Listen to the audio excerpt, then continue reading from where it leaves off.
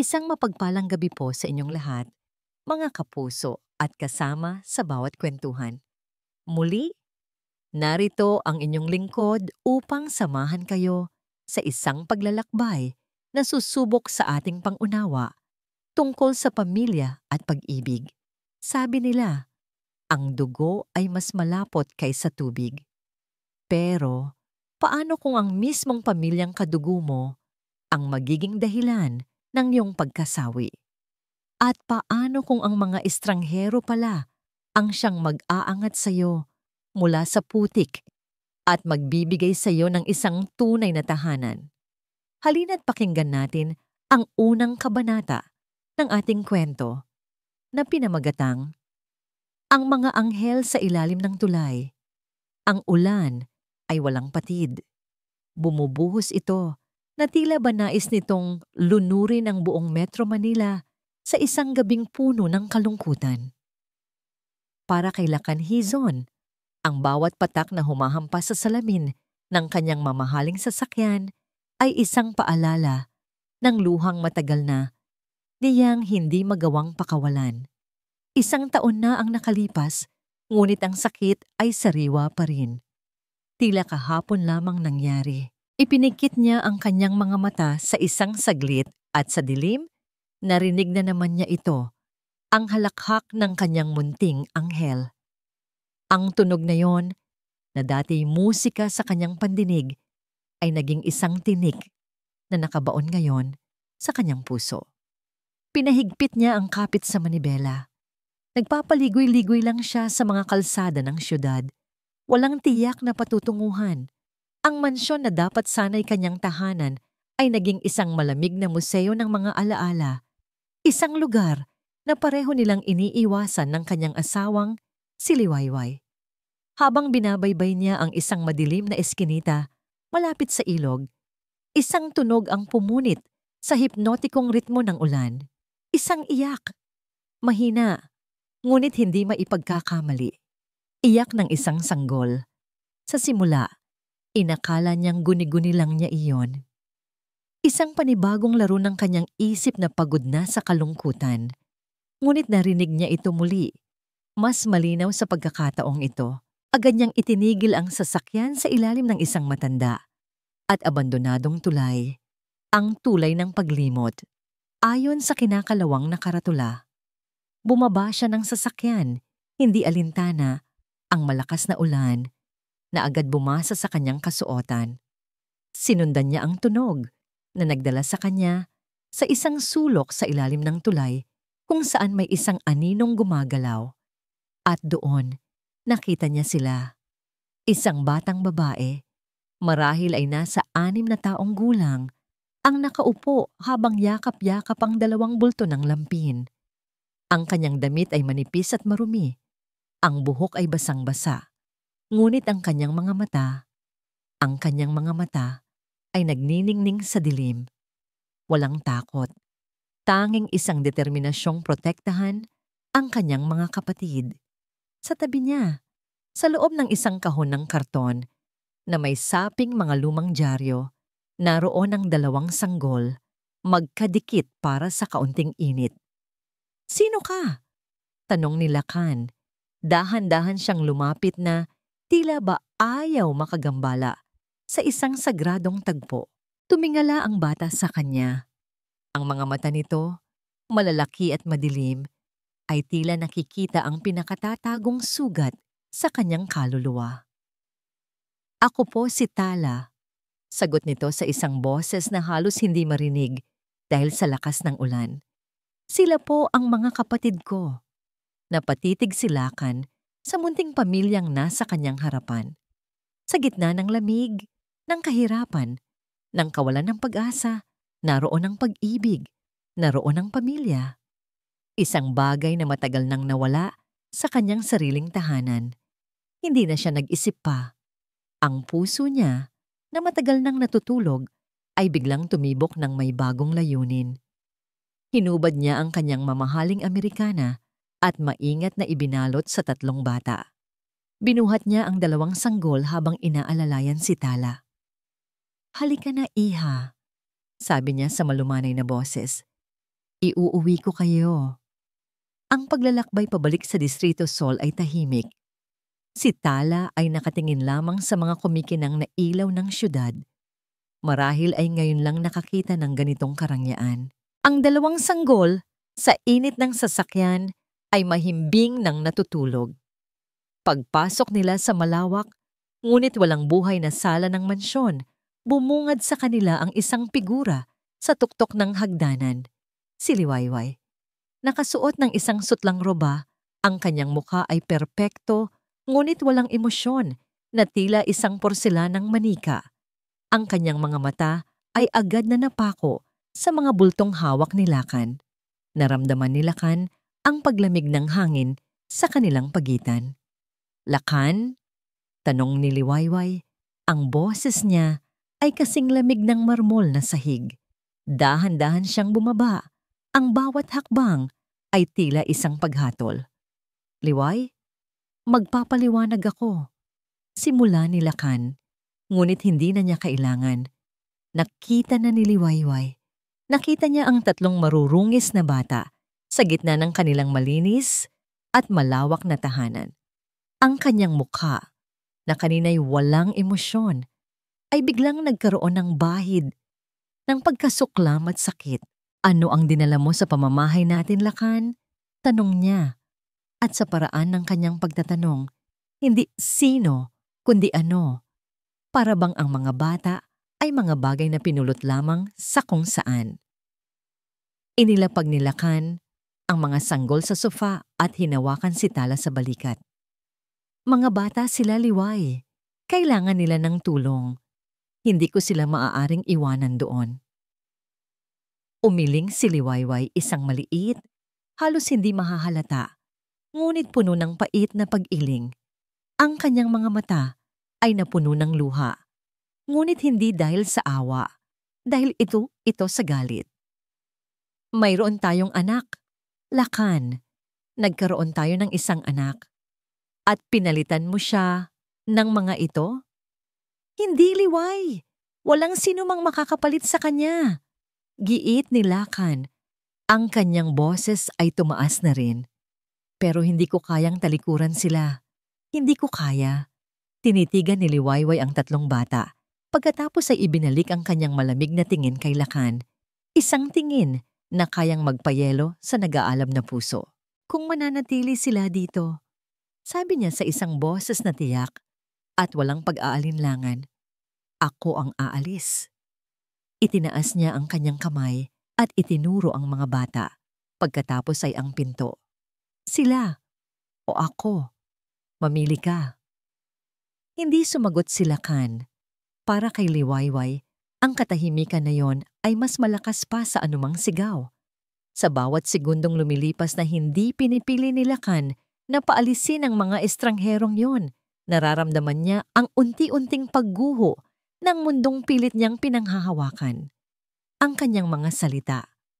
Sila o ako, mamili ka.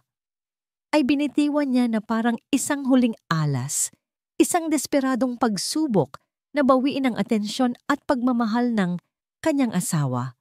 Ngunit sa halip na takot o pag-aalinlangan, ang nakita niya sa mga mata ni Lakan ay isang bagay na mas masakit pa. Determinasyon. Isang determinasyon na hindi para sa kanya. Walang imik siyang tumalikod at mabilis na umakyat sa hagdanan. Ang bawat hakbang ay mabigat sa sama ng loob. Hindi niya kailangang marinig ang sagot. Nakita na niya ito. Pinili na ni Lakan. Narinig niya ang mga yabag nito na sumusunod. Ang pagtawag nito sa kanyang pangalan. Ngunit hindi siya lumingon. Nagtuloy-tuloy siya sa pasilyo hanggang sa marating niya ang isang pinto sa dulo nito. Ang tanging pinto sa buong bahay na nanatiling sarado sa loob ng 1 taon. Dahan-dahan niyang pinihit ang seradura at pumasok sa loob. Agad siyang sinalubong ng amoy ng baby powder at ng pamilyar na samyo ng kanyang anak. Walang nagbago sa silid. Ang kuna ay naroon pa rin sa sulok. Ang mga maliliit na damit ay maayos na nakatupi sa aparador. At sa ibabaw ng kama, naroon pa rin si Mithi, ang kaisa-isang manikang kuneho na laging yakap ng kanyang anak sa pagtulog. Ito ang kanyang santuwaryo, ang kanyang kuta laban sa malupit na katotohanan. Isinara niya ang pinto, marahang isinandal ang kanyang likod dito at dahan-dahang dumulas pababa sa sahig. Niyakap niya ang kanyang mga tuhod, hinahayaang lamunin siya ng katahimikan ng silid. Dito, sa loob ng 4 na sulok na ito, buhay pa rin ang kanyang anak na si Maya. Dito, ligtas ang kanyang mga alaala mula sa mga bagong dating na pilit na umaagaw ng espasyo, hindi lang sa kanilang bahay, kundi pati na rin sa puso ni Lakan. Isang pagkakanulo, iyon ang nararamdaman niya. Bawat pagngiti ni Lakan sa mga batang yon, bawat pag-aalala, ay tila isang punyal na tumatarak sa alaala ng kanilang nawalang anghel. Maya-maya, narinig niya ang isang yak, isang matinis na yak ng sanggol mula sa ibaba. Sinundan ito ng isa pa, ang kambal. Narinig niya ang nag-aalalang boses ni Lakan, ang mga yabag nitong pabalik-balik. Nahihirapan ito. Walang ideya kung paano patahanin ang dalawang sanggol ng sabay. Isang bahagi sa loob ni Liwayway ang nais bumaba. Ang kanyang mga kamay ay tila may sariling isip. Nais na kargahin ang isa sa mga sanggol. Nais na subukang patahanin ito. Ang pagiging ina ay isang likas na ugali na mahirap supilin. Ngunit mas malakas ang pader ng yelo na itinayo niya sa paligid ng kanyang puso. Pinigilan niya ang sarili. Hindi, sabi ng isang tinig sa kanyang isipan. Hindi sila si Maya. Ang pagtulong sa kanila ay isang pagtataksil sa alaala ng kanyang sariling anak. Ang pagpapakita ng pagmamahal sa kanila ay tila paglimot sa sakit na halos ikamatay na niya.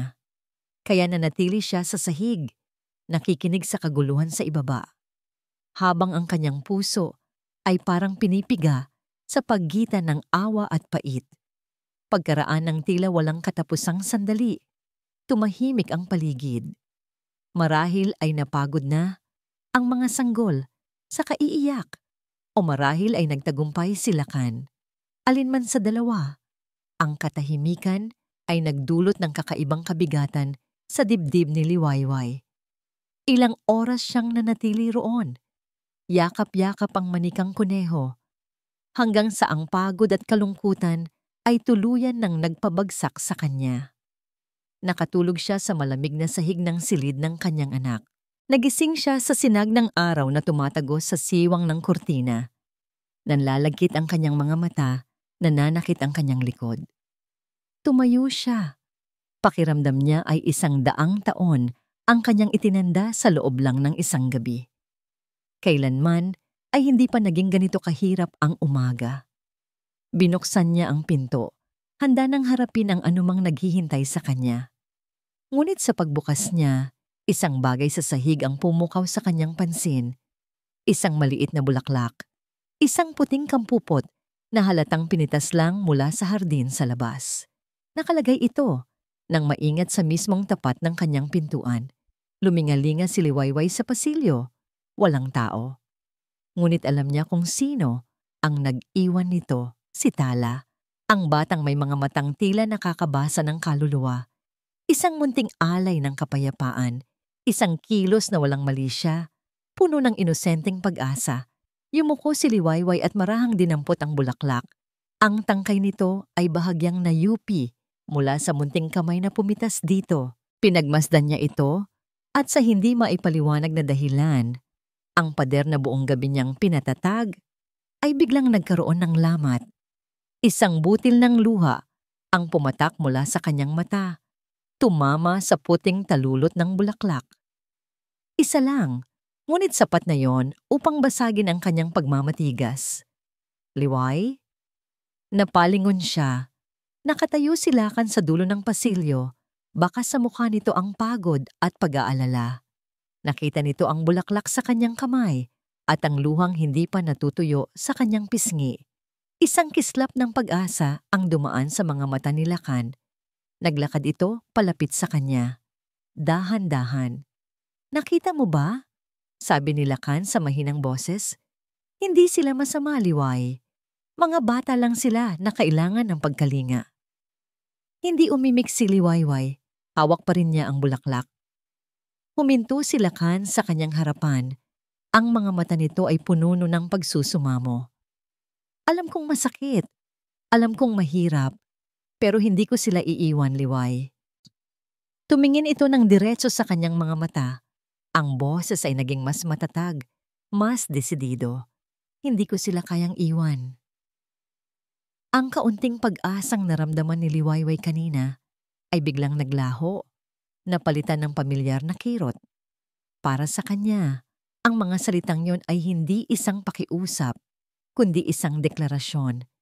Isang paninindigan na muli, hindi siya ang pinili. Hindi na muling nag-usap sina Lakan at Liwayway pagkatapos ng tagpong iyon sa pasilyo. Isang hindi nakikitang pader ang muling humarang sa kanilang dalawa. Mas mataas at mas matibay kaysa dati. Ngunit sa pagkakataong ito, hindi na hinayaan ni Lakan na pigilan siya ng lamig ng pakikitungo ng asawa. Mayroon na siyang bagong dahilan para bumangon. 3 maliliit na dahilan na natutulog sa guest room. Kinabukasan, maagang-maaga pa ay nasa opisina na siya ng kanyang abogado, si Attorney Dave Romero, isang batikang abogado na matagal nang pinagkakatiwalaan ng pamilya Hizon. Gusto kong simulan ang proseso ng legal adoption. Diretsong sabi ni Lakan pagkaupo niya, walang paligoy-ligoy. Napaayos ng salamin si Attorney Romero. Bahagyang nagulat sa biglaang desisyon ng kanyang kliyente. Lakan, hindi yan ganoon kadali. May proseso tayong dapat sundin. Ang unang hakbang ay ang pagkuha ng temporary custody at kasabay niyan ang paghahanap ng DSWD sa mga posibleng kamag-anak ng mga bata. Gawin mo ang lahat ng kinakailangan, Dave. Mariing sabi ni Lakan. Ang kanyang mga mata ay nagpapakita ng determinasyong hindi matitinag. Spare no expense. Ang mahalaga ay maprotektahan ko sila. Hindi na sila babalik sa kalye. Hinding-hindi na. Tumango ang abogado. Nakikita ang bigat ng desisyon sa mukha ni Lakan. Sige Lakan, I understand. Sisimulan natin ang mga papeles kaagad. Sa mga sumunod na araw, ang mansyon ng mga Hizon ay dahan-dahang nagkaroon ng bagong buhay. Nag-hire si Lakan ng 2 private nurse para sa kambal at isang yaya para alalayan si Tala. Ang katahimikan ay napalitan ng iyak ng mga sanggol, ng mga utos sa mga kasambahay, at paminsan-minsan ng isang mahinang tawa. Isang hapon, natagpuan ni Lakan si Tala, na tahimik na naglalaro ng mga building blocks sa sahig ng sala. Umupo siya sa tabi nito at nagsimulang magpatong-patong din ng mga bloke. Sa simula ay nag-aalangan pa si Tala, ngunit hindi nagtagal ay naging komportable na ito sa presensya niya. Gusto ko pong gumawa ng bahay, sabi ni Tala sa mahinang boses. Sige, gawa tayo ng bahay. Nakangiting sagot ni Lakan. Isang malaking bahay na may hardin. Nagliwanag ang mga mata ng bata. Talaga po? May bulaklak? Oo, maraming bulaklak, sabi ni Lakan. Habang naglalaro sila, aksidenteng natabig ni Lakan ang turing ginagawa nila at gumuho ito. Napatingin si Tala sa kanya at sa halip na malungkot, bigla itong humalakhak. Isang tawang malutong at puno ng buhay. Ang tunog na yon ay parang isang susi na nagbukas ng isang bagay na matagal nang nakakandado sa loob ni Lakan. Naramdaman niyang may kumawala sa kanyang dibdib. Isang bigat na hindi niya namalayang 1 taon na pala niyang pasan-pasan. At sa unang pagkakataon, sa loob ng 1 taon, tumawa siya. Isang tunay, malakas, at masayang tawa na umalingaw-ngaw sa buong kabahayan. Mula sa itaas ng hagdanan, lingid sa kaalaman ni Lakan, nakatayo si Liwayway, nakamasid. Narinig niya ang tawa na iyon Ang tawang matagal na niyang hinahanap-hanap, ang tawang akala niya ay hindi na niya muling maririnig pa. Nakita niya ang kislap sa mga mata ng kanyang asawa, isang kislap na matagal nang nawala. Isang bahagi niya ang nasaktan dahil ibang bata ang dahilan nito. Ngunit isang mas malaking bahagi niya ang nakaramdam ng isang bagay na hindi niya pa kayang pangalanan. Kinabukasan, dumating ang isang social worker mula sa DSWD para sa isang home visit. Sige, P. Dizon ay isang babaeng may malumanay na ngiti ngunit matalas na mga mata. Inilibot siya ni Lacan sa bahay. Ipinakita ang silid ng mga bata.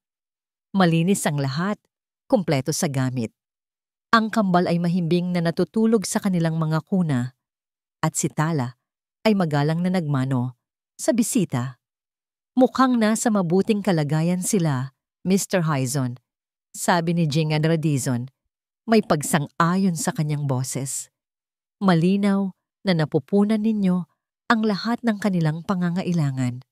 Nakahinga ng maluwag si Lacan. Ito na ang unang hakbang, isang maliit na tagumpay. Pagkaalis ng social worker, isang pakiramdam ng pag-asa ang bumalot kay Lacan. Marahil, sa wakas, ay may liwanag ng natatanaw. Marahil ay ito na ang simula ng paghilom para sa kanilang lahat. Ngunit ang pag-asang yon ay hindi nagtagal. Habang nagkakape siya sa kanyang opisina sa bahay, pumasok ang kanilang matagal ng kasambahay, si Manang Fe. May dala itong isang sobrang kulay brown. Sir Lacan, may dumating po para sa inyo. Registered mail daw po, sabi nito. Salamat, Manang. Kinuha niya ang sulat. Galing ito sa isang law firm na hindi niya kilala. Dahan-dahan niyang pinunit ang sobre, ang kaba ay unti-unting gumapang sa kanyang dibdib. Binasa niya ang mga unang salita. RE. Demand for immediate return of minor children. Napatigil siya sa paghinga. Ipinagpatuloy niya ang pagbabasa. Ang bawat salita ay tila isang suntok sa kanyang sikmura. Ang pangalan sa ilalim ng sulat ay nagpatigas sa kanyang mga panga. Victor Malabanan, ang ama. Ang sulat ay formal, punuo ng mga legal na terminolohiya, ngunit ang mensahe ay malinaw na parang sampal. Isinasaad dito na si Lacan Hizon ay iligal na kinupkop ang mga anak ni G. Malabanan at kung hindi niya isasauli ang mga bata, sa loob ng 48 oras, sila ay magsasampa ng kasong kidnapping. Ngunit ang pinakakumuha sa kanyang atensyon ay ang huling para po, isang linyang malinaw na isinulat para mang-insulto at manakit. Demand for the immediate return of his beloved children, who are by law and by blood his rightful property. Ari-arian, naramdaman ni Lacan ang pag-akyat ng dugo sa kanyang ulo. Ang papel sa kanyang kamay ay bigla niyang nayupi at kinuyom. Ang tunog ng nilulukot na papel ang tanging ingay sa tahimik na silid. Ang pag-asang naramdaman niya kanina ay naglaho, napalitan ng isang malamig at nagbabagang galit, ang unang dagok. Nagsimula na ang laban. Ang conference room sa law firm ni Attorney Romero ay malamig at tahimik. Ang tanging maririnig ay ang mahinang ugong ng aircon at ang tunog ng ballpen ni Lacan na paulit-ulit na tumatama sa ibabaw ng makintab na mesa. Bawat tapik ay isang pagsukat sa kanyang pasensya. Nasa tapat niya ang 2 bakanteng upuan. Hinihintay nila ang pagdating ni Victor Malabanan at ng bago nitong asawa. Are you sure about this, Lacan? Tanong ni Attorney Romero, inaayos ang kanyang mga papeles. We can handle this through correspondence. Hindi mo kailangang harapin sila ng personal. Kailangan, Dave? Mariing sagot ni Lacan, hindi inaalis ang tingin sa pinto. Gusto kong makita, gusto kong marinig, gusto kong malaman kung anong klaseng tao ang may kayang ituring na ari-arian ang sarili niyang mga anak. Sakto namang bumukas ang pinto at pumasok ang isang sekretarya. Kasunod ang 2 tao. Agad na sinuri ni Lacan ang mga ito mula ulo hanggang paa. Ang lalaki, si Victor, ay payat, bahagyang hukot ang balikat, at suot ang isang gusot na polo shirt na halatang ilang beses nang naisuot. Ang babae, si Cora, ay nakakapit sa braso ni Victor na tila ba ito ang kanyang tanging sanggalang sa mundo. Ang kanyang damit ay simple at ang kanyang mga mata ay bahagyang namumugto, na parang kagagaling lang sa matagal na pag-iyak. Ang kanilang buong itsura ay isinisigaw ang isang bagay, kaawaan. Ngunit sa mata ng isang negosyanteng tulad ni Lacan, na sanay kumilatis ng tao, ang lahat ng ito ay isang kalkuladong palabas. Tumayo si Lacan, hindi para magpakita ng galang, kundi para ipakita kung sino ang may kontrol sa sitwasyon. Ginoong malabanan, bati niya, ang kanyang boses ay formal at walang emosyon. Mr. Hazon, sagot ni Victor, iniabot ang isang malambot at malamig na kamay. Naupo sila. Sa loob ng ilang sandali, tanging ang katahimikan ang namagitan. Si Cora ang unang bumasag dito, sa pamamagitan ng isang pigil na hikbi. Ang mga anak ko po, sabi ni Victor. Sinimulan na ang kanyang pag-arte. Tumingin siya kay Lacan na may ekspresyong puno ng pighati. Araw-gabi ko po silang hinanap, Mr. Hazon. Halos mabaliw ako sa pag-aalala. Umuwi lang po ako mula sa probinsya. Iniwan ko sila sa kanilang ina. Hindi ko alam na nawala na pala siya. Nakinig lang si Lacan. Ang kanyang mukha ay isang blankong pader. Hindi siya naniniwala sa kahit isang salita nito. Mahirap lang po kami, sir. Sabat ni Cora. Ang mga luha ay tuluyan ng bumuhos sa kanyang mga pisngi. Wala po kaming laban sa isang milyonaryong tulad ninyo. Ang gusto lang po namin ay mabawi ang aming mga anghel. Sila na lang po ang yaman namin sa mundo. Patuloy silang nagsalita, naghabi ng isang kwentong puno ng kasinungalingan at pagpapaawa. Ngunit habang pinapanood sila ni Lacan, iisang bagay lang ang paulit-ulit sa kanyang isipan. Ang imahe ni Tala, nanginginig sa ilalim ng tulay, yakap-yakap ang kanyang mga kapatid para protektahan sila mula sa lamig. Ang amang ito, ang nag-iwan sa kanila doon. Excuse me? Biglang sabi ni Attorney Romero, tumatayo. May kukunin lang akong mga dokumento sa aking opisina. Nagkatinginan sila ni Lacan. Isang senyas. Naintindihan ni Lacan na binibigyan siya ng pagkakataon. Nang makalabas ang abogado at maiwan silang tatlo, biglang nagbago ang ihip ng hangin. Tumigil sa pag-iyak si Cora. Ang malungkot na ekspresyon sa mukha ni Victor ay napalitan ng isang bagay na mas tuso, mas kalkulado. Lumapit ito ng bahagya sa mesa. Alam niyo, Mr. Hazon, sabi ni Victor sa isang boses na mas mahina at palihim. Alam kong mabuti ang intensyon ninyo at nagpapasalamat kami doon. Hindi umimik si Lacan. Hinhintay niya ang totoong laman ng usapan. Pero, pamilya pa rin kami, patuloy ni Victor. Mas magiging madali at mabilis siguro ang lahat kung magkakaroon lang ng kaunting tulong pinansyal para makapagsimula kami ulit para sa kinabukasan ng mga bata. Siyempre, at doon lumabas din ang tunay na motibo. Hindi pagmamahal sa anak, hindi pananabik, kundi pera. Ang lahat ng ito ay tungkol sa pera, presyo ng pag-ibig. O mas tamang sabihin, presyo para sa pagpapanggap na may pag-ibig. Isang malamig na ngiti ang sumilay sa labi ni Lacan. Isang ngiting hindi aabot sa kanyang mga mata. Ginoong malabanan, sabi niya sa isang boses na kalmado ngunit may bigat na parang bakal. Linawin natin ang isang bagay. Walang presyo ang mga batang yon at hinding-hindi ko kayo babayaran para sa isang bagay na kayo mismo ang nag-abandon na. Ang pagtanggi ni Lacan ay direkta at walang paligoy. Ang pagkukunwari sa mukha ni Victor ay tuluyang naglaho. Napalitan ito ng isang mapanuyang ngisi. Ang tunay na kulay nito ay lumabas na. Ganoon ba? Sabi nito, ang boses ay puno ng pagbabanta.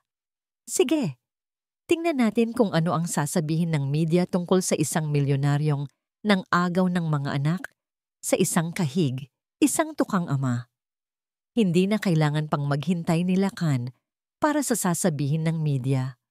Sa mundo ngayon, ang hatol ay hindi na inilalathala sa dyaryo kinaumagahan. Ipinapataw ito sa loob lamang ng ilang minuto sa korte ng social media. Para kay Liwayway, ang bawat scroll sa kanyang telepono ay isang pagpasok sa impyerno. Nagsimula ito sa isang post, isang larawan ni Victor at Cora, kuha sa labas ng law firm. Ang larawan ay malabo, tila kinuna ng palihim. Si Cora ay nakasandal sa balikat ni Victor. Ang mukha ay nakatago na parang umiiyak. Si Victor naman ay nakatingala sa langit. Ang kanyang ekspresyon ay pinaghalong pagod at kawalan ng pag-asa. Ang caption sa ilalim nito na isinulat ni Cora ay isang obra maestra ng manipulasyon. Isang simpleng ama na nais lang mabawi ang kanyang mga anak.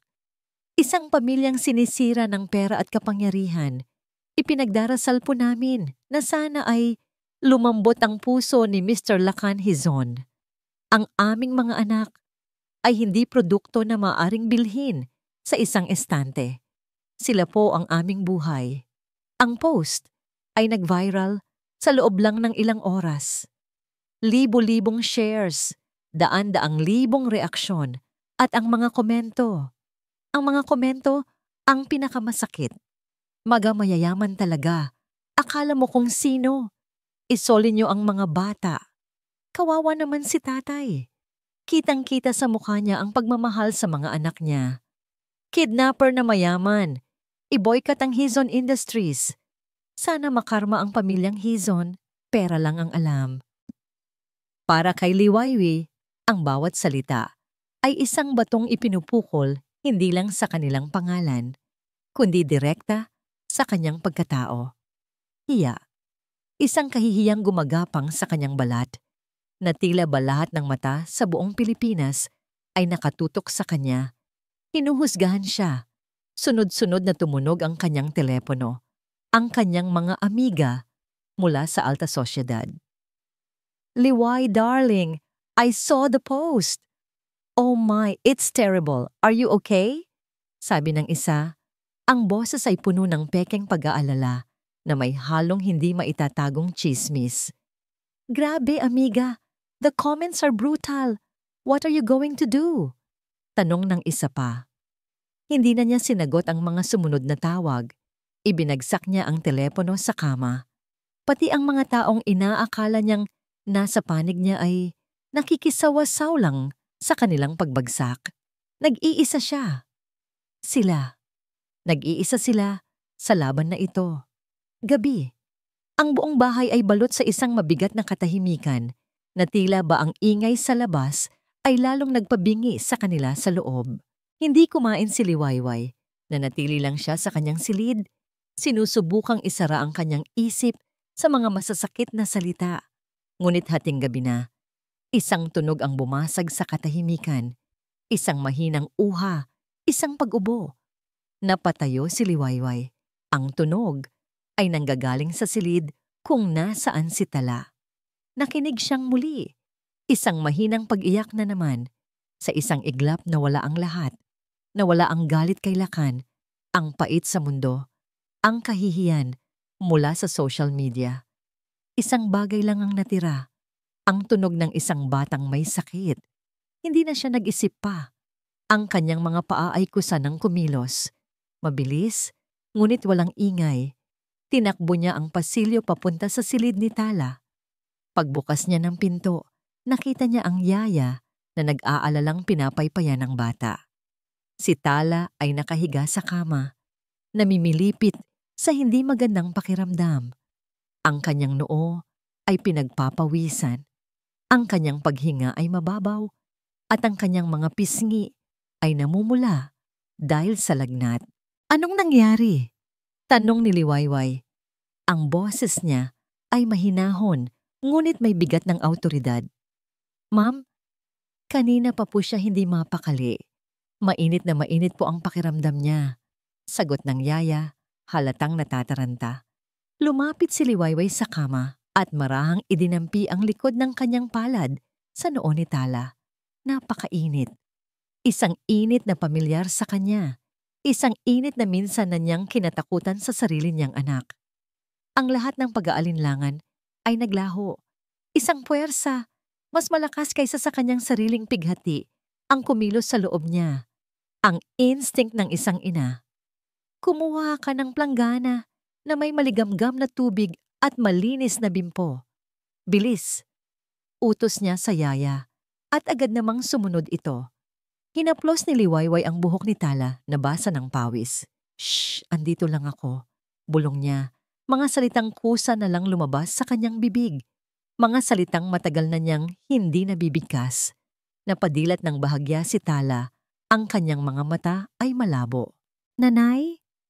Yusal nito sa gitna ng kanyang pananaginip. Isang matalim na kirot ang tumagos sa puso ni Liwayway. Ngunit sa pagkakataong ito, hindi niya ito itinulak palayo. Tinanggap niya ang sakit at hinayaan itong maging lakas. Magdamag siyang hindi natulog. Siya mismo ang nagpunas kay Tala. Pinalitan ang damit nito at siniguradong komportable ito. Hindi niya namalayan ng oras. Ang tanging mahalaga ay ang paghinga ng batang nasa kanyang harapan. Nang mag-uumaga na, pumasok si Lakan sa silid. Handa na sana itong magpaliwanag tungkol sa social media, ngunit natigilan ito sa kanyang nakita. Nakatayo doon si Liwayway sa tabi ng kama ni Tala. Hawak-hawak ang kamay ng bata.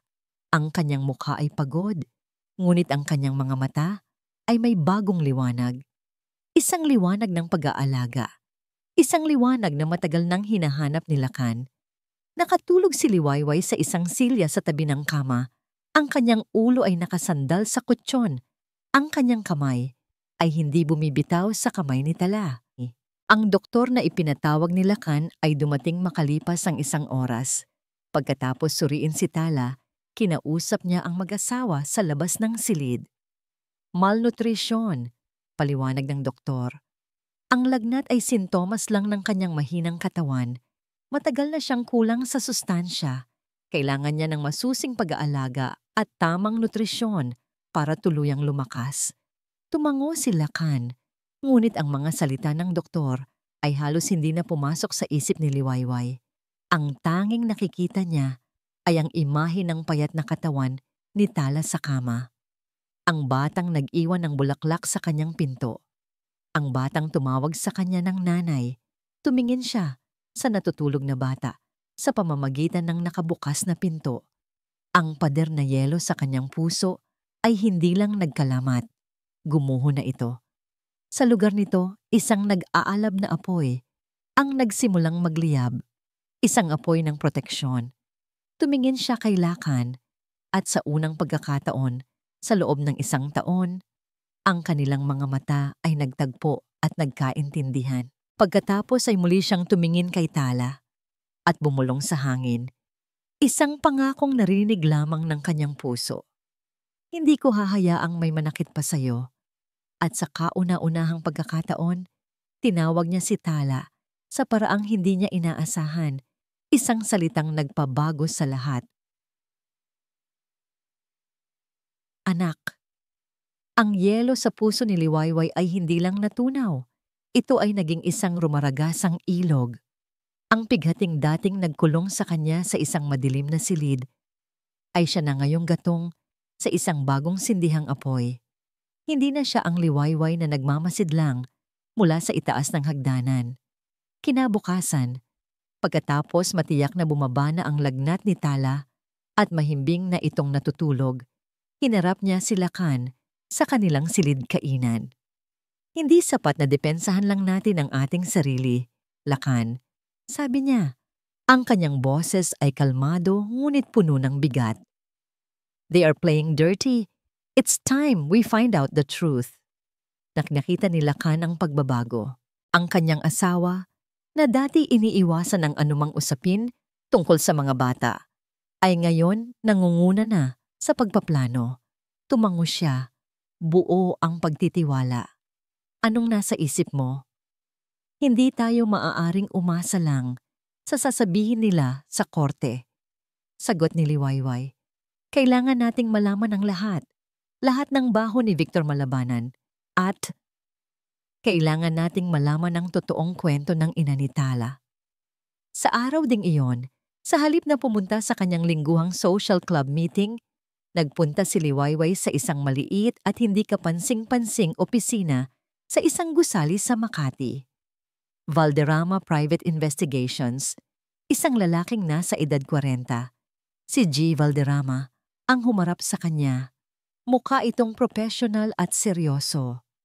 Gusto kong malaman ang lahat tungkol sa isang tao. Sabi ni Liwayway, inilapag ang isang folder sa mesa. Nasa loob nito ang pangalan ni Victor Malabanan at ang lahat ng impormasyong nakuha nila mula sa demand letter. His finances, his vices, his past, lahat. At higit sa lahat, idinagdag niya, ang kanyang mga mata ay nagpakita ng matinding determinasyon. Hanapin ninyo ang lahat ng impormasyon tungkol sa ina ng kanyang mga anak. Ang pangalan niya ay Elena Reyes. Alamin ninyo kung paano siya namatay. Kinagabihan, isang pambihirang milagro ang nangyari sa mansyon ng mga Hizon. Sa kauna-unahang pagkakataon, ang hapagkainan ay naging isang lugar para sa isang pamilya. Nasa gitna si Tala. Sa pagitan ni Lakan at Liwayway, ang kambal ay nasa kanilang mga high chairs sa tabi, pinapakain ng kanilang mga yaya. Masarap po, sabi ni Tala, pagkatapos humigop ng sabaw ng sinigang na inihanda mismo ni Liwayway. Isang maliit na ngiti ang sumilay sa labi ni Liwayway. Mabuti naman kung ganoon.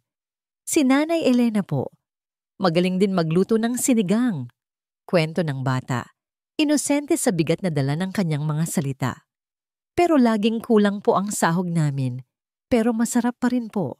Naramdaman ni Liwayway ang pagpisil ni Lakan sa kanyang kamay sa ilalim ng mesa. Isang kilos ng suporta.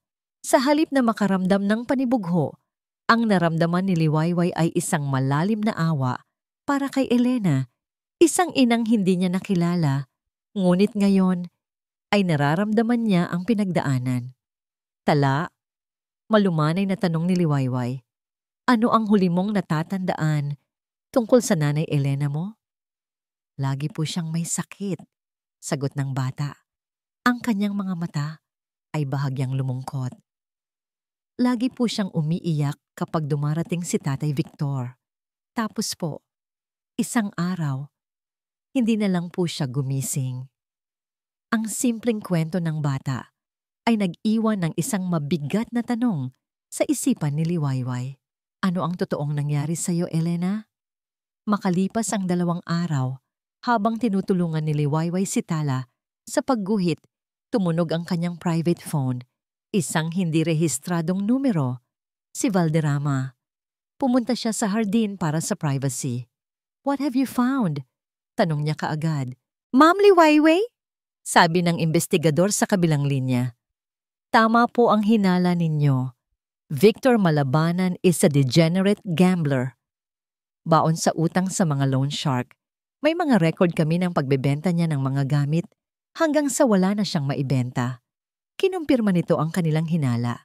Pera ang habol ni Victor. What else? But that's not the worst part, ma'am.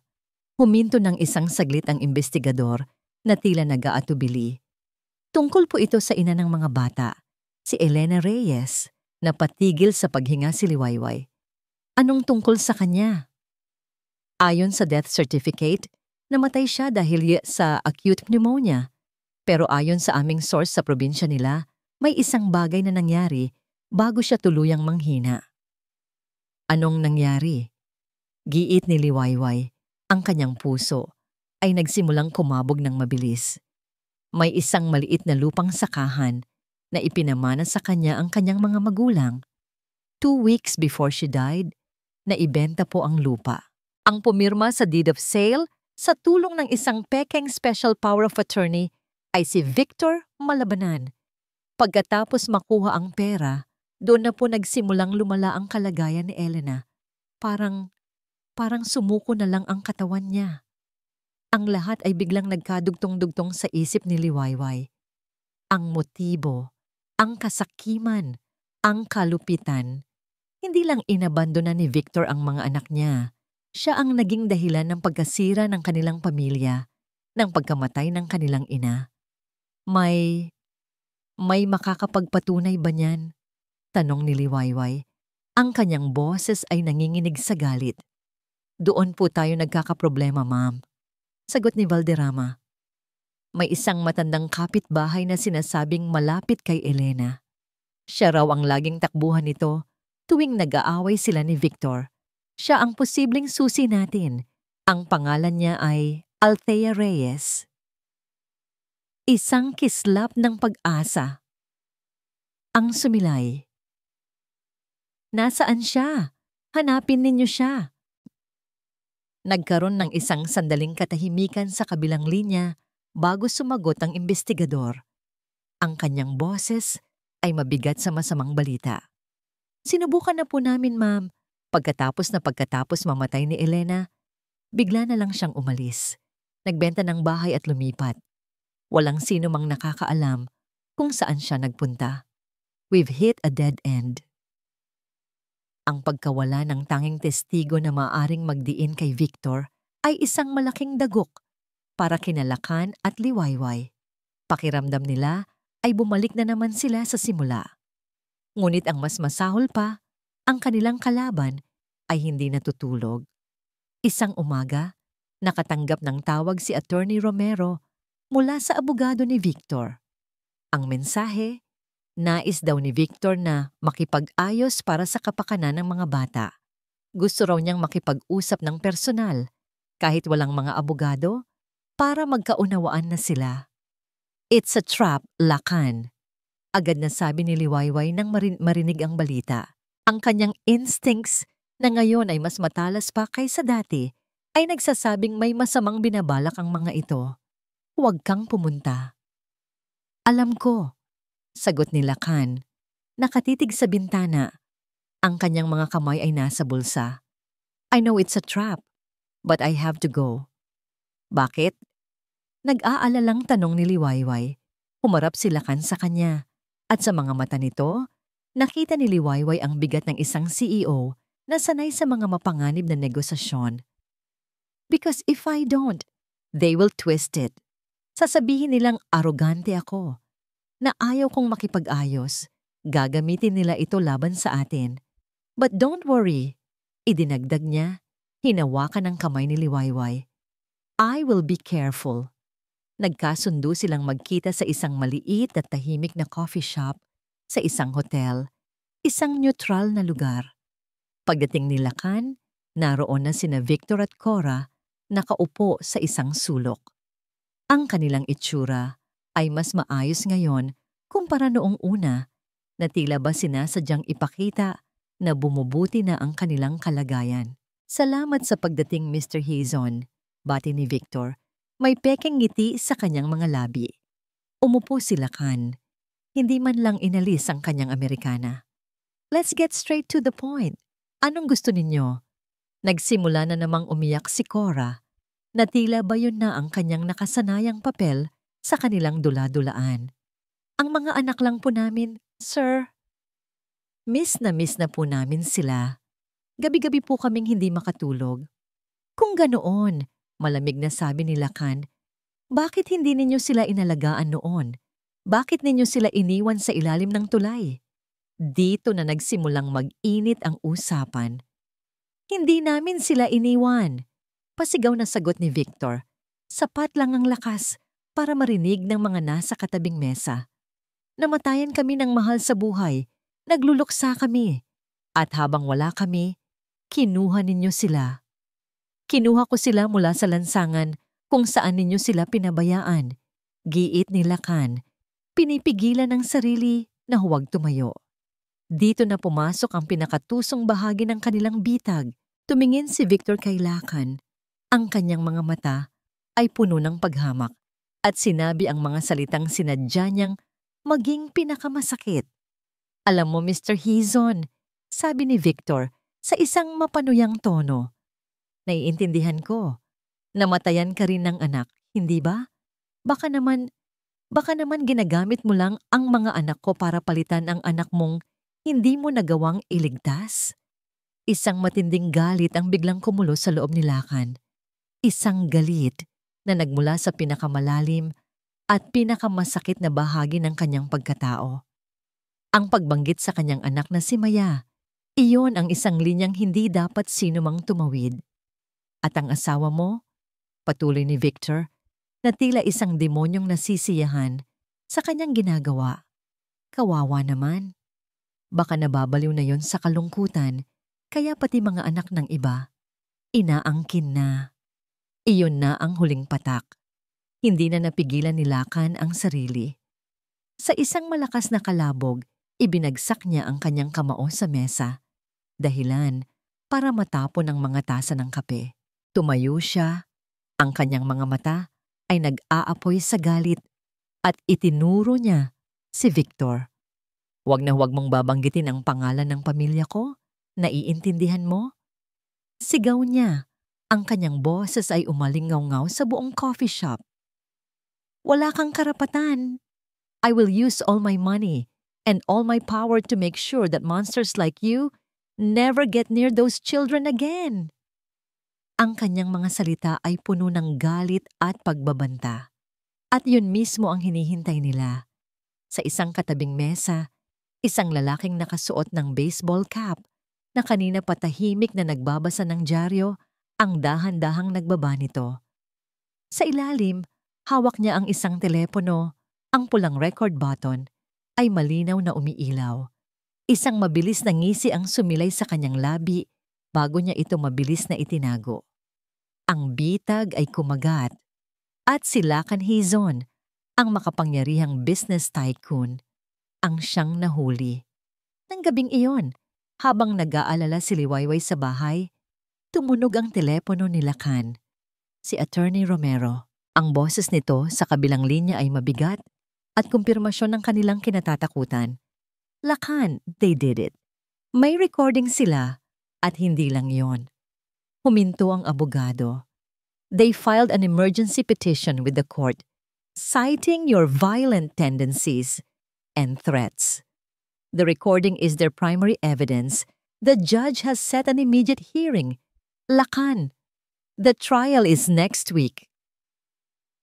Ang balita ng nakatakdang paglilitis ay parang isang malamig na bugso ng hangin na pumasok sa mansyon ng mga Hizon at pinatay ang lahat ng natitirang init.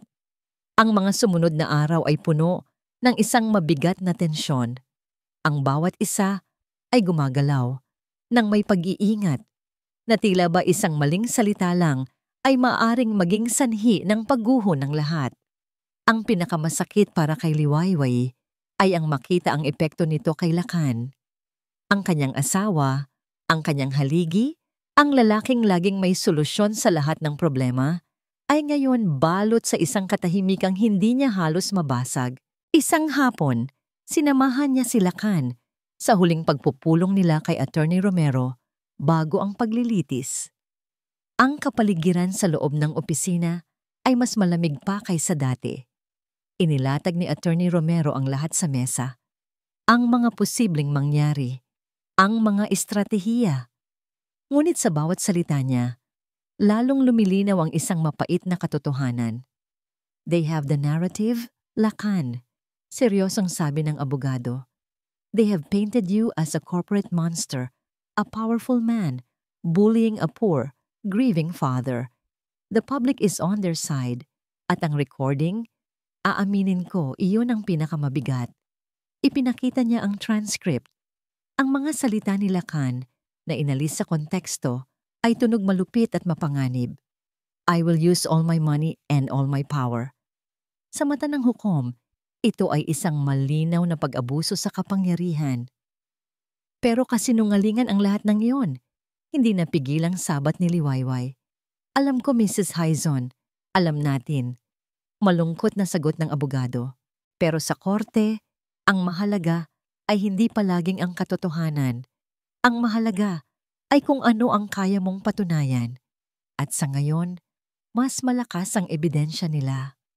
Walang imik si Lacan. Nakatitig lang ito sa transcript. Ang kanyang mga panga ay mariing magkatikom. Tinalo siya sa sarili niyang laro. Siya na laging isang hakbang sa unahan ng kanyang mga kalaban sa negosyo ay nahulog sa isang simpleng bitag na ginamitan ng kanyang sariling emosyon. Pag-uwi nila, ang bigat ng kanilang pagkatalo ay sumunod sa kanila. Binuksan ni Liwayway ang kanyang tablet, umaasang makakita ng kahit anong positibong balita. Ngunit ang bumungad sa kanya ay mas masahol pa. Ang mga ulo ng balita ay tila mga pako na ipinupukol sa kanilang kabaong.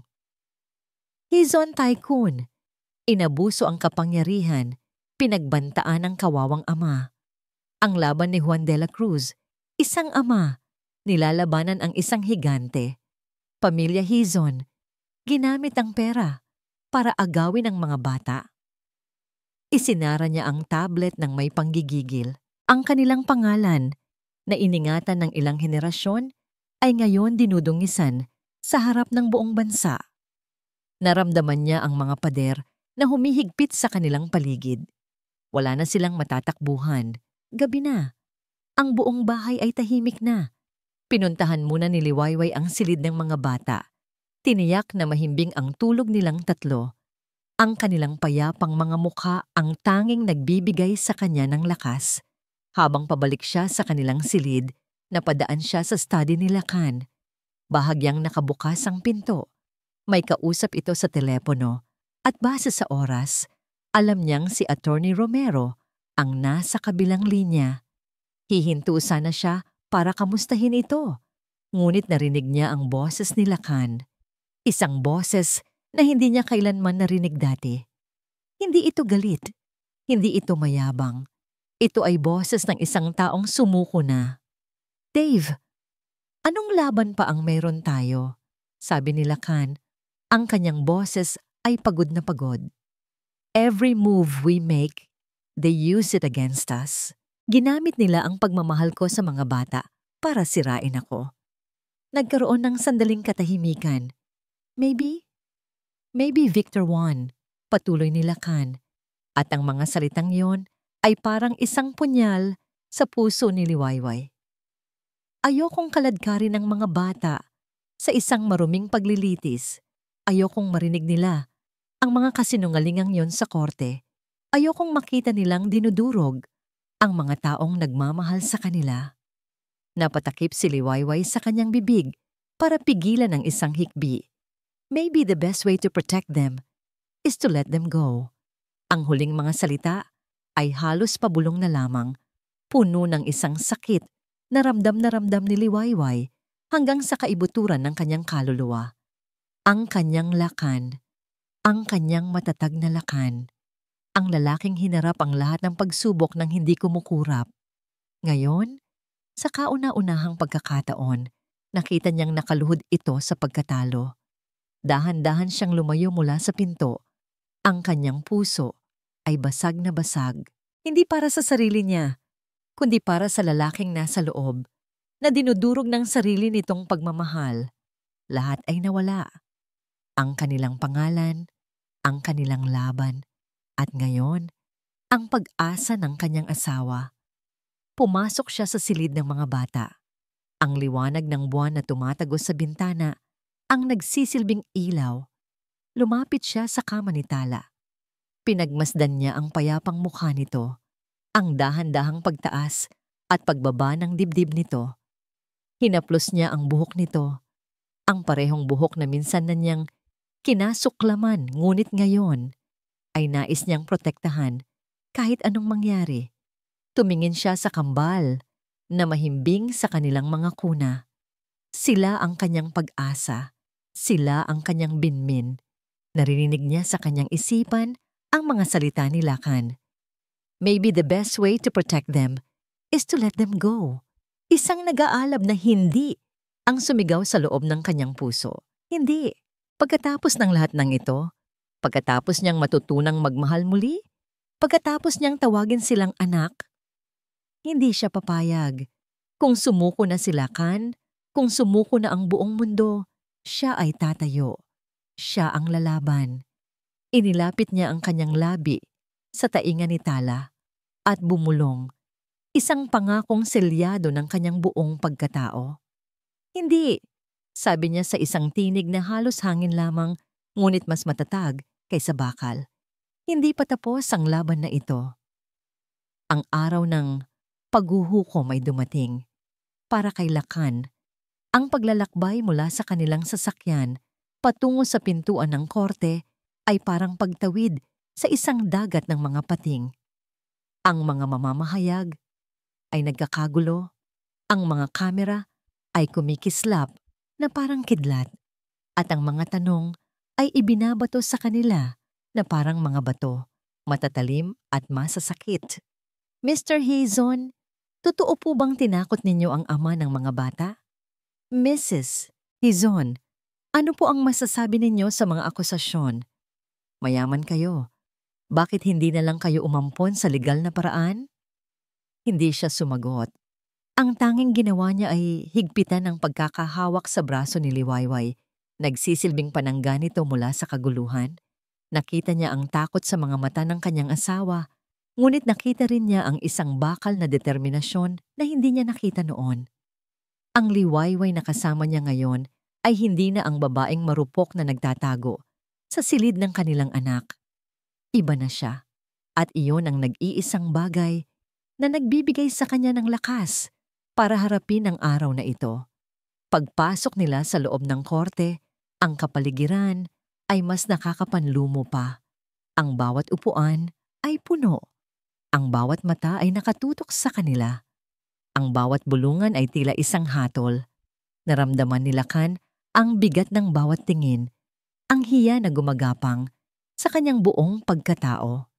Siya, si Lacan Hazon, na sanay sa paggalang at paghanga, ay ngayon isang palabas sa isang sirko ng kahihiyan. Nagsimula ang paglilitis. Ang abogado ni Victor, isang makisig at magaling magsalitang lalaki, ay tumayo. Sa loob ng 30 minuto, nagpinta siya ng isang larawan para sa hukom. Isang larawan ng isang David laban sa isang Goliath. Your Honor, sabi ng abogado, ang kanyang boses ay umaalingaw-ngaw sa silid. Ang kasong ito ay simple lamang. Ito ay kwento ng isang mahirap ngunit mapagmahal na ama na nawalan ng lahat, asawa at pagkatapos mga anak. At sa kabilang panig, isang makapangyarihang bilyonaryo na sanay na kinukuha ang lahat ng kanyang gusto, kasama na ang mga bagay na hindi maaaring bilhin ng pera. Sumunod na tumestigo si Victor. Sa witness stand, siya ang perpektong imahe ng isang biktima. Ang kanyang boses ay garalgal habang ikinukwento niya ang kanyang pekeng paghahanap sa mga bata. Ang kanyang mga pekeng luha ay tumulo sa tamang oras nang banggitin niya ang pangalan ng kanyang namayapang asawa. Si Cora naman, sa kanyang testimonya, ay nagpatibay sa lahat ng kasinungalingan. Idinagdag pa ang kwento kung paano sila minaliit at inalipusta ni Lacan. Pinanood ni Lacan ang lahat ng ito na may namumuong galit sa kanyang dibdib. Isang perpektong pag-arte. At ang pinakamasakit ay lahat ng tao sa korte, mula sa mga manonood hanggang sa mga jury, ay naniniwala. At pagkatapos, dumating na ang kanilang alas.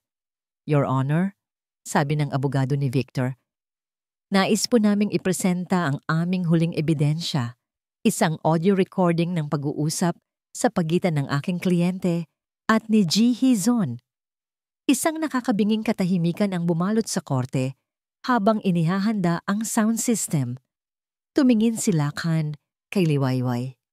Hinawakan nito ang kanyang kamay, isang tahimik na mensahe ng suporta. At pagkatapos, narinig ito ng lahat. Ang sariling boses ni Lacan na pinalakas ng speaker ay pumuno sa buong silid. Huwag na huwag mong babanggitin ang pangalan ng pamilya ko. Naiintindihan mo? Wala kang karapatan. I will use all my money and all my power to make sure that monsters like you never get near those children again. Ang recording ay pinutol sa tamang sandali. Inalis ang lahat ng provokasyon ni Victor. Ang natira lamang ay ang purong pagbabanta. Isang bulungan ang kumalat sa buong korte. Ang mga taong nakatingin sa kanila ay puno na ngayon ng walang pag-aalinlangang paghusga.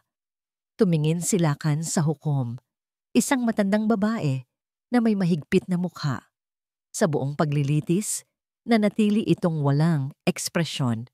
Ngunit ngayon, habang nakatingin ito sa kanya, nakita ni Lakan ang isang bagay sa mga mata nito. Hindi awa, hindi pag-unawa, kundi isang malamig at matigas na pagkadismaya. Sa sandaling iyon, alam na ni Lakan, talo na sila. Isang malakas na pagpukpok ng martilyo ang bumasag sa bulungan. The court will take a recess. Anunsyo ng hukom. Ang kanyang tingin ay nananatiling nakapako kay Lakan. Habang naglalabasan ang mga tao, lumapit si Attorney Romero sa kanila. Ang kanyang mukha, na kanina'y puno ng propesyonal na determinasyon, ay ngayon may bahid ng malinaw na pagkatalo. Inalis niya ang kanyang salamin at pinunasan ito. Yumuko siya ng bahagya para bumulong. Ang kanyang mga salita ay simple, direkta, at walang anumang pag-asa. Lakan, sabi nito sa mahinang boses, hindi makatingin ng diretso sa mga mata niya. Maging handa ka sa pinakamasaklap. Pagbalik sa loob ng korte, ang hangin ay mas mabigat pa kaysa kanina. Para kay Liwayway, ang bawat paghinga ay isang pakikibaka. Ang mga salita ni Attorney Romero, maging handa ka sa pinakamasaklap, ay paulit-ulit na umuugong sa kanyang isipan. Tiningnan niya si Lakan sa kanyang tabi. Nakaupo ito ng tuwid. Ang kanyang mukha ay isang maskara ng kontrol. Ngunit nakita ni Liwayway ang bahagyang panginginig ng kanyang mga kamay na nakapatong sa kanyang hita. Sumuko na siya. At sa sandaling iyon, alam ni Liwayway na siya na lang ang natitira. The defense calls its first and only witness, Mrs. Liwayway Hizon, anunsyo ni Attorney Romero. Ang kanyang boses ay walang sigla. Huminga ng malalim si Liwayway. Dahan-dahan siyang tumayo, naramdaman ang tingin ng lahat na nakatutok sa kanya. Habang naglalakad siya patungo sa witness stand, ang bawat hakbang ay tila milya-milya ang layo. Nakita niya ang mapanuyang nanggiti sa labi ni Victor at Cora. Para sa kanila, ito na ang huling pako sa kanilang kabaong. Naupo siya at sa ilalim ng panunumpa, ipinangako niyang sasabihin ang katotohanan. Nagsimula ang pagtatanong ng abogado ni Victor. Ang bawat tanong ay isang patibong. Dinisenyo para ipamukha sa lahat na siya ay isang desperadong babae na gustong palitan ng kanyang namatay na anak. Ginang Hizon, 1 taon na po ang nakalipas mula nang pumanaw ang inyong kaisa-isang anak. Tama po ba? Opo. At sa loob ng 1 taon, kayo po ba ay sumailalim sa anumang psychological counseling para sa inyong pagluluksa? Hindi po. Kaya't nang dumating ang 3 bata sa inyong buhay, hindi po ba't nakita ninyo ito bilang isang pagkakataon? Isang pagkakataon para muling mapunan ang nawala sa inyo? Tinitigan ni Liwayway ang abogado ng diretso sa mata. Hindi po. Sagot niya. Ang kanyang boses ay mahina, ngunit malinaw. Ngunit bago pa man makapagsalita muli ang abogado, tumingin si Liwayway sa hukom. Your Honor, sabi niya, maaari po ba akong magsalita ng diretso? Hindi bilang sagot sa tanong, kundi bilang isang ina. Ang hindi inaasahang hiling ay nagdulot ng katahimikan sa korte. Nag-alinlangan ng hukom, ngunit may nakita ito sa mga mata ni Liwayway. Isang bagay na totoo, isang bagay na kailangang marinig. Tumango ito. Magpatuloy ka, Ginang Hizon. Huminga ng malalim si Liwayway. Hindi na niya tiningnan ng abogado. O si Victor, tumingin siya sa kawalan na para bang kinakausap niya ang buong mundo. Opo, namatayan ako ng anak. Simula niya, ang kanyang boses ay nagsimulang manginig. At ang sakit na yon, Ang sakit na yon ay isang bagay na hindi ko maipapaliwanag. Sa loob ng 1 taon, isinara ko ang aking puso. Nagtayo ako ng pader na gawa sa yelo at ipinangako ko sa aking sarili na hinding-hindi na ako muling magmamahal dahil ang pagmamahal ay katumbas ng sakit. Ang buong korte ay nakikinig. Maging silakan ay napatingin sa kanya, puno ng pagkamangha. Nang unang dumating ang mga bata, nagalit ako. Patuloy niya. Ang mga luha ay nagsimula nang mamuo sa kanyang mga mata. Nagalit ako sa kanila dahil sa pagpapaalala nila sa akin ng lahat ng nawala. Nagalit ako sa asawa ko dahil sa pagdadala niya ng bagong sakit sa aming tahanan. Pero isang gabi, nagkasakit ang isa sa kanila, si Tala.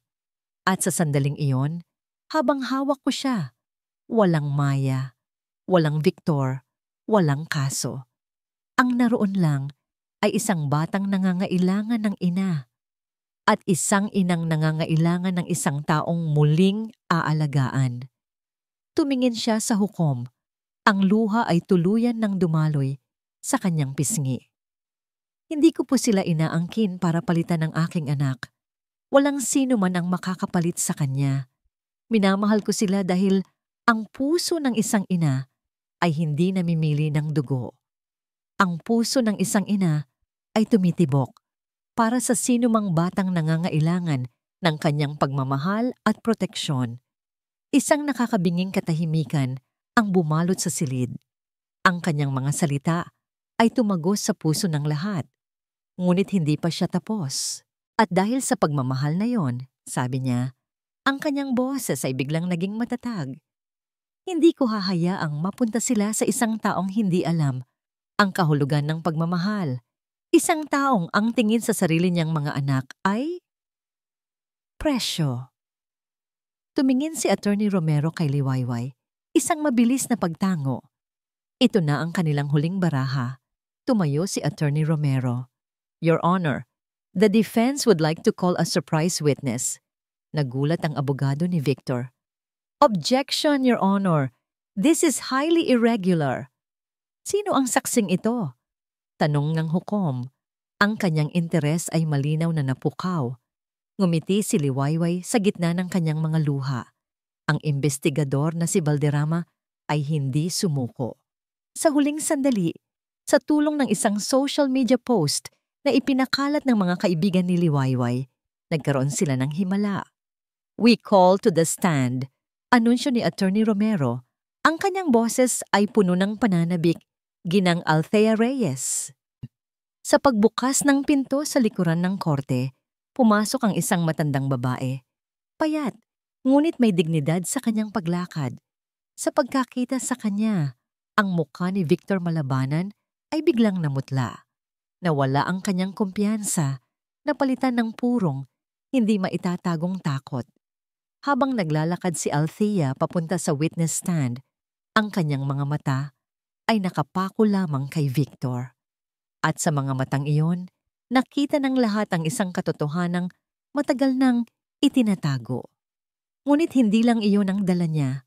Pag-upo niya sa stand, inilabas niya mula sa kanyang bayong ang isang maliit na plastic bag. Isang ziplock bag na may selyo ng ebidensya. Sa loob nito, isang luma at basag na cellphone. Itinaas niya ito para makita ng lahat. Bago mamatay si Elena, sabi ni Althea Reyes, ang kanyang boses ay matatag at malinaw. Ipinahabilin niya ito sa akin. Sabi niya, kung may mangyaring masama sa kanya, lahat daw ng katotohanan, lahat ng kailangan naming malaman, ay nandito sa loob. Ang paglabas ng lumang cellphone ay nagdulot ng kaguluhan sa korte. Agad na tumayo ang abogado ni Victor. Objection, Your Honor. This is inadmissible. Hindi natin alam kung saan nanggaling iyan. Maaring itinanim lang na ebidensya. Ngunit ang hukom, sa kauna-unahang pagkakataon, ay nagpakita ng malinaw na interes. Ang testimonya ni Liwayway ay nagbukas ng isang pinto at ang cellphone na ito ang susi. Objection overruled, sabi nito. Let's see what's inside. The court's technical expert will examine the device. Para kay Lacan, ang mga sumunod na minuto ay tila isang panaginip.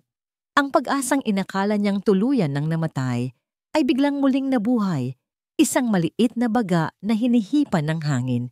Tinitigan niya si Liwayway na ngayon ay nakaupo na sa tabi niya. Hinawakan niya ang kamay nito at sa pagkakataong ito, hindi para magbigay ng lakas, kundi para kumuha ng lakas mula dito. Siya ang nagligtas sa kanila. Makalipas ang ilang sandali, ang tech expert ay tumango sa hukom. Your Honor, the phone is old, but the SIM card and memory are intact. Nakasave pa rin ang mga mensahe at ilang audio files. iPlay mo, utos ng hukom. Ang unang ebidensya ay ipinakita sa isang malaking screen para makita ng lahat. Isang serye ng mga draft messages, mga text na isinulat ni Elena, ngunit hindi kailanman nagkaroon ng lakas ng loob na ipadala. Kay Althea, Tia, pinilit na naman niya ako. Ayokong ibenta ang lupa ni nanay, pero sinaktan niya ako. Sabi niya, kapag hindi ako pumayag, hindi na niya ako bibigyan ng pera para sa gamot. Kay Victor, isang draft na puno ng binurang salita. Victor, maawa ka. Para na lang sa mga anak natin. Huwag mong ubusin lahat ng pera sa sugal. Ito na lang ang pag-asa natin. Isang huling draft na tila isinulat sa gitna ng gabi. Kung may mangyari sa akin, huwag ninyong pababayaan ang mga anak ko. Mahal na mahal ko sila. Sabihin ninyo kay Tala na magpakatatag siya. Ang bawat mensahe ay isang sulyap sa kanyang desperasyon, sa kanyang pagdurusa. Isang nakakakilabot na katahimikan ang bumalot sa korte habang binabasa ng lahat ang mga salita ng isang inang nasa bingit na ng kamatayan. Ngunit ang pinakamatinding dagok ay hindi pa dumarating. Your Honor, sabi ng tech expert, may isang audio file dito, isang voice recording. Mukhang sinubukan niyang i-record ang isa sa kanilang mga pag-aaway.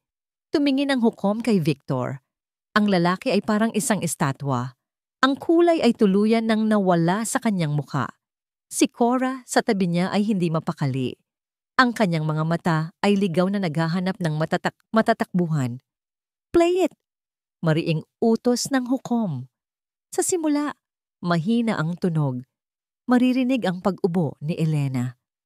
At pagkatapos, ang boses ni Victor, malinaw at malupit.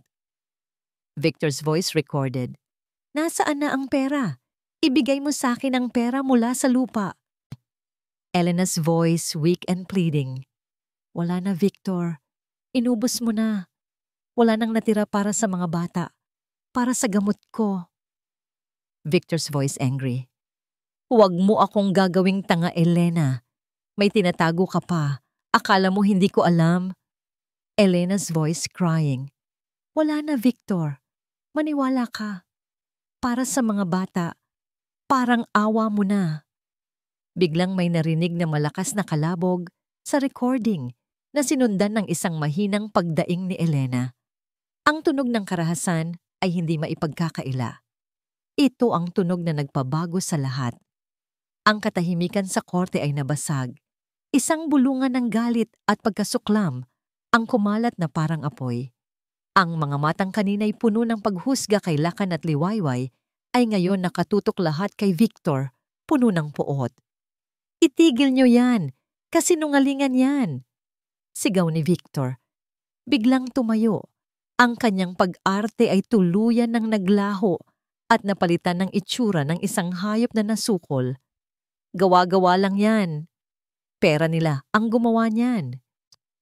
Sinubukan siyang pakalmahin ng kanyang abogado, ngunit huli na ang lahat. Ang maskara niya ay tuluyan ng nalaglag.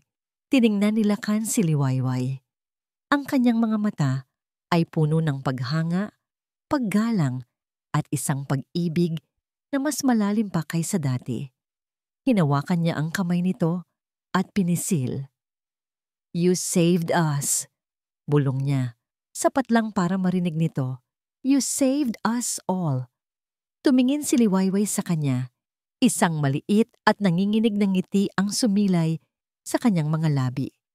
Sa wakas, pagkatapos ng mahabang panahon, nakita niyang muli ang liwanag sa mga mata ng kanyang asawa.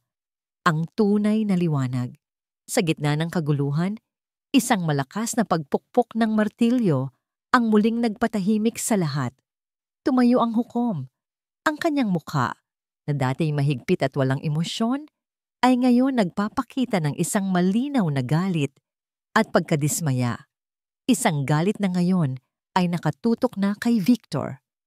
Mr. Malabanan, Miss Fuentes, sabi ng hukom, ang kanyang boses ay malamig na parang yelo. You are both under investigation for perjury and potential conspiracy. Bailiffs, escort them out. Habang kinukuha ng mga pulis sina Victor at Cora, na kapwa hindi makapaniwala sa nangyayari, muling nagsalita ang hukom. The court will adjourn for today. I will deliver my final verdict on the custody of the children tomorrow morning. Kinaumagahan, bumalik sila sa korte. Ngunit sa pagkakataong ito, iba na ang pakiramdam. Ang mga tingin na sumasalubong sa kanila ay hindi na puno ng paghusga, kundi ng pag-unawa at respeto. Ang bigat sa dibdib ni Lakan ay napalitan ng isang mahinahon na pag-asa. Sa kanyang tabi, si Liwayway ay naglalakad ng may dignidad. Ang kanyang ulo ay taas noo.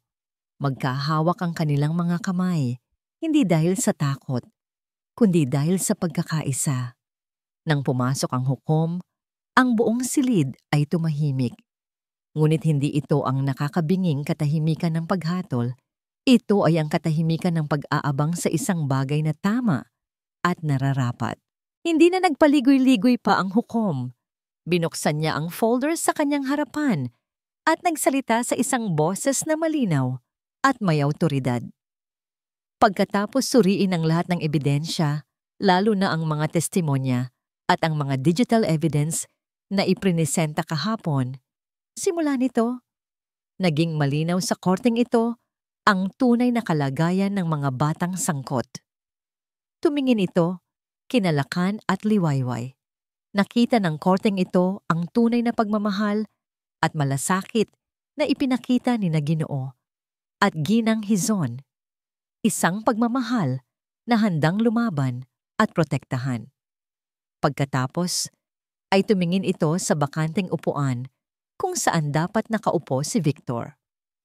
At nakita rin ng korteng ito ang isang kasuklam-suklam na kaso ng pag-abandona, panloloko at kasakiman. Ang mga bata ay hindi ari-arian. Sila ay mga buhay na dapat kalingain at mahalin. Huminga ng malalim ang hukom bago ibigay ang huling hatol.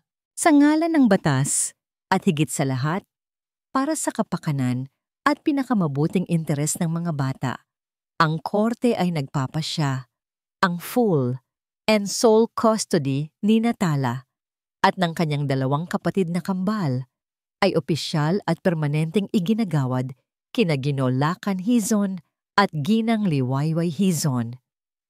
Isang malakas na pagpukpok ng martilyo ang sumelyo sa kanilang kapalaran. Sa sandaling iyon, ang lahat ng tensyon sa katawan ni Lakan ay biglang nawala. Naramdaman niya ang pagtulo ng isang luhang hindi niya napigilan.